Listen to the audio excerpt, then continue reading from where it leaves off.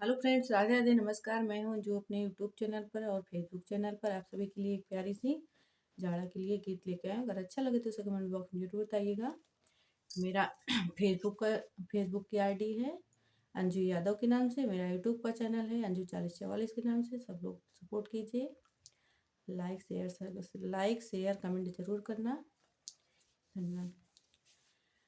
जड़वा में रोटी ना बेलाई पिया, जाड़ में रोटी ना बेलाई पिया, ननदो के घरे बोलाई पिया, ननदो के घरवा बोलाई पिया। जाड़ा में रोटी ना बेलाई पिया, ननदो के घरे बोलाई पिया, ननदो के घरे बोलाई पिया।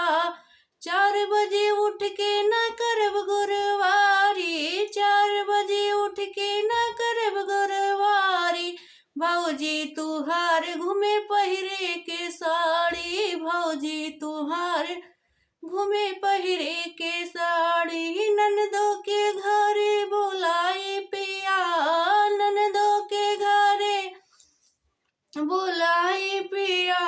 जाड़ा में रोटी न बेलाई पिया, जाड़ा में रोटी न बेलाई पिया।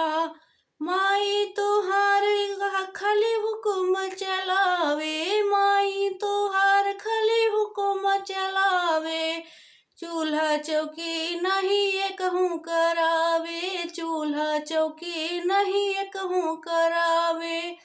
हमहू के नैहर पठाई पिया, हमहू के नैहर पठाई पिया, जाड़ा में रोटी न बेलाई पिया, ननदो के घरे बोलाई पिया।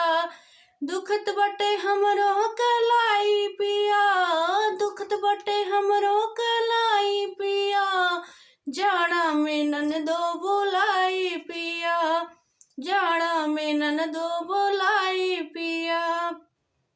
नैहर में नहीं हमें भरे एक पानी, नैहर में नहीं कबहू भरे हम पानी, ससुरे में औतै बनाया नौकरानी, ससुरे में औतै बनाया नौकरानी। घरवा के कितनी बतिया बताई पिया, घरवा के कितनी बतिया बताई पिया, जाड़ा में रोटी न बेलाई पिया, ननदो के घरे बोलाई पिया।